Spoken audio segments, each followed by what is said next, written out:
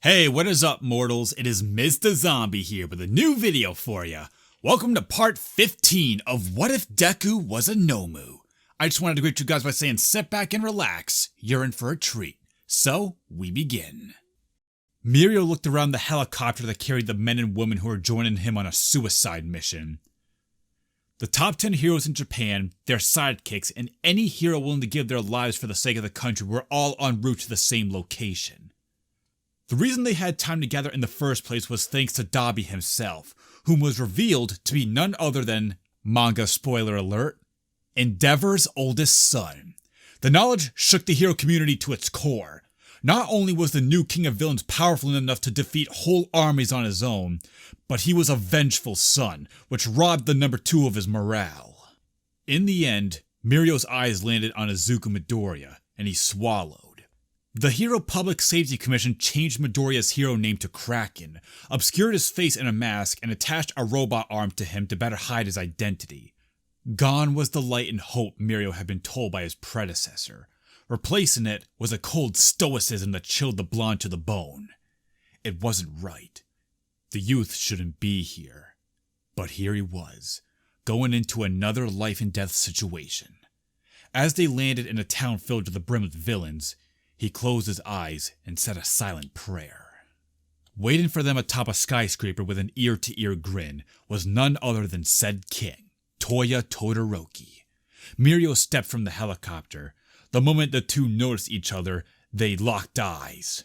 Even from a great distance that separated them, Mirio and Toya were able to read each other completely. Toya felt Mirio's anger, nervousness, and confidence, while Mirio felt Toya's excitement, grief, and cool calm. "Listen up, heroes," Toya spoke out. His voice sounded like it reached out in all directions, like the villain was speaking into a speaker. "I'm giving you all 10 minutes to prepare, to call that person you love, say your prayers, and accept your fates. I want you all to have this peace so that you can die without regrets. I want the world to know that when you all fail, it was because the people they relied on couldn't save themselves, and ultimately were nothing more than frauds clinging to unearned fame." He snapped his fingers, and helicopters swarmed in. Reporters from all over the nation had come with their cameras to witness the battle. So for the first time in your worthless lives, be useful, and give them a show that they'll be remembering for years to come. The heroes didn't waste a moment getting into position, and readied their minds for what was about to come. A few even took out their phones and called those special people. Mirio felt a tap on his shoulder, and turned to face Izuku Midoriya. "Hey, Mirio-senpai, do you have a phone I can borrow? I didn't anticipate having this time." Mirio didn't say a word. Instead, he reached into his pocket and handed the head of green his red smartphone. Izuku got some distance away from Mirio to make his call. Mirio frowned sadly. He wanted to do more, but in this situation, there was nothing more to be done. About a couple dozen miles away, Uraraka, along with many of her fellow classmates and their families, were moved to a safety bunker for their protection, an effort led by the Hero Safety Commission. Yet, there was one person who was strangely missing: her boyfriend and best friend, Izuku Midoriya.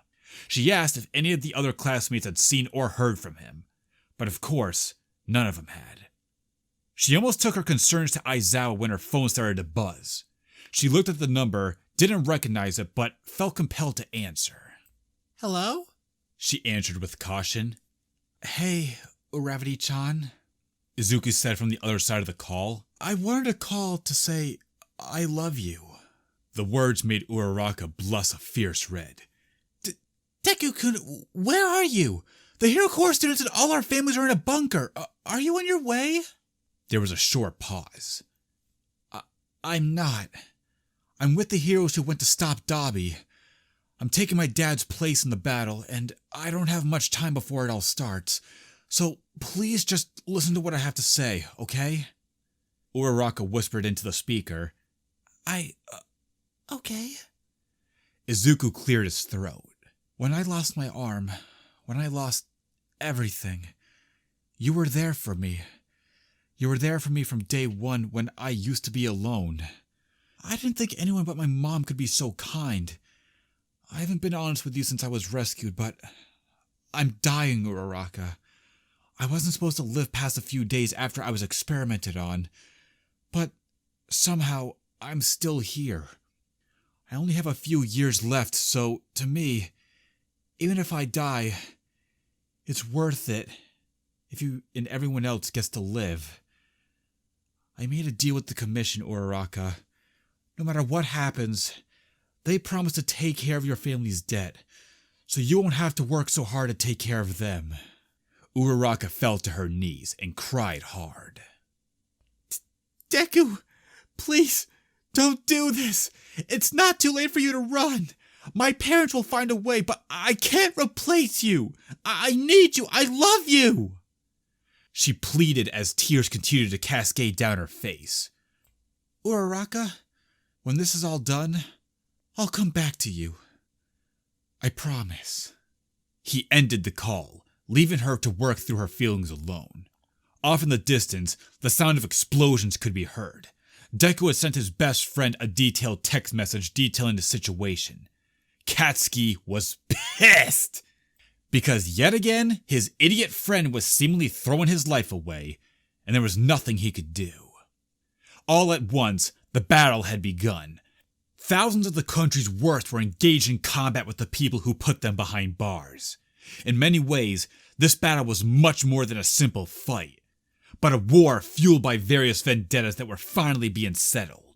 Everyone was locked in a tense battle, except for two, Lemillion and Dobby. The heroes and villains avoided the two like the plague, knowing that the two were untouchable with their level of power, and that only those at the top could hope to have a chance at victory. "Call them off!" Mirio ordered with glare. "I'm afraid I can't do that. I need to get rid of all these false heroes, and you and your merry band are in my way." Dobby replied in a cool tone. "People are dying! Good people who only want to make the world a better place. How is any of this helping anyone?" Mirio said from behind grinding teeth. "I'm helping by getting rid of the people who enable bad behavior. Not everyone gathered here is a real hero. I'm proof of that. Just like not all the villains here are evil. In fact, most were pushed into a life of crime because they couldn't get work anywhere else." Mirio fought to keep from frowning and acknowledging the truth in his adversary's words. "All this conflict will do is make relationships worse. Killing us isn't gonna fix anything. You're angry and lashing out because someone hurt you. It's what made you into this. Can't you see? All you're doing is making more people feel as helpless as you are." Dobby chuckled softly with a frown. "You know, you're not the first person to say something to me like that. Hell, I even agree with some parts of your arguments. But let me ask you a question. What happens when heroes begin to act no better than the people they lock up? Should their victims just slip through the cracks? Or should they fight on and become their own heroes?" "Things aren't that simple. People regardless of their jobs or status should be held accountable. By the same token, you can't blanket yourself with their pain and use it as an excuse to cause pain to others." For a moment, it seemed like Dobby was affected by Mirio's words. But as the villain opened his mouth to speak, a torrent of flames was shot in the space between himself and Mirio. Endeavor had arrived. "Well, if it isn't my old bastard of a father. Took you long enough." "Toya! What are you doing?" "Holding you accountable." Dobby screamed his next words to the world with all the hate in his heart. "Twice! Throw a parade! I don't want any interference!" "You got it, boss! This parade is gonna suck!" The loud and excited voice of Twice replied as a sea of identical men dressed in black marched out attacking any nearby hero. "You can either save your hero friends or stay behind and help my dear old man, but you can't do both. You get to choose who dies here. Go help the others, Lemillion. I'll deal with my son." Mirio took a look at the ongoing carnage before nodding. "I'll leave it to you then, Endeavor." Mirio broke out in a sprint, activating One for All, as he did so in the belief that if he moved fast enough, he could put an end to the parade of death. Alone, Toya and Endeavor sized each other up. "So, you ready, old man?" Toya asked with blue flames coating his hands. "Toya, stop this madness. I know you haven't had the best childhood and that I wasn't the best father, but this is a step too far. Dobby scoffed in response. Wow, that's an oversimplified explanation of things. But that's okay. I came here to settle a score and not talk about the past. Dobby shot forward, and with his fist of flame, he threw 2 large fireballs at his father. Endeavor reacted quickly and launched himself up into the air, propelled by jets of flames from his feet. Avoiding the Syrian blast, in retaliation, Endeavor unleashed a medium-sized stream of flames at his son, who promptly blocked the attack with a wave of ice. Shocked, yet remaining resolute, the number 2 hero propelled himself in his son's direction. Endeavor was met with a right hook that dazed him. Dobby prepared another blast of flame in his palms. Before the prodigal could burn his father alive, Endeavor locked arms with his son. Toya had been weak from the day he was born, due to the body he was born with. But now, as an adult, he was overpowering Endeavor with his raw strength. If things stayed like this any longer, Enji knew his arms would be snapped, if he didn't escape the grapple he wished to subdue his son with. Acting quickly, Endeavor unleashed a concentrated burst of flame from his feet. Enji took to the air with such explosive force that not only had he freed himself, but soared above the clouds. Behind him in hot pursuit, Dobby caught up to Endeavor almost immediately. Toya, listen to me! Nothing good will come of this. I failed you. I failed to see your needs and desires as a person. As my son, I took the hellfire in my heart and cursed you with it. I know this now. You may never forgive me or believe that I've grieved you, but for all I've done, I am truly sorry. For what happened to you, your mother, and your siblings. I need you to know that I love you, Toya, even now. The various emotions that played in Endeavor's face gave Dobby a moment's hesitation, which was exactly what Enji needed. Vanishing Fist! In the blink of an eye, Endeavor appeared in front of his son, slamming a left hook on his chin before wrapping his son in a tight embrace. I can't let you hurt anyone else, and I've earned a one-way ticket to hell. This is the end for us both, my son. Prominence, burn! Endeavor let loose a sum total of his hellfire upon his son. Enji felt himself quickly overheated. If a heat stroke didn't kill the number 2 hero, the fall surely would. Enji closed his eyes, while tears fell down his face and burned away with his fire. When the super move ended, Enji didn't dare open his eyes, preferring to simply fall to his death with what remained of his son. But the fall never came. You really are something else, old man. In horror, Endeavor opened his eyes. Only the clothes on his back were burned. Dobby took a firm hold of Endeavor. Just so you know, this is Natsuo's quirk. I wanted this to be poetic, for you to know that the children you abused and abandoned have never and will never forgive you. I will, however, help you aboard that express train to hell. Flash freeze! Frostbite! It had only taken an instant, but for Enji, it felt like an eternity. His life flashed before his eyes, and in that time, all he could think of was the day he first held Toya. He was so precious and innocent, yet now, that child was his end. A fresh crop of tears managed to scowl down his face before he was frozen over.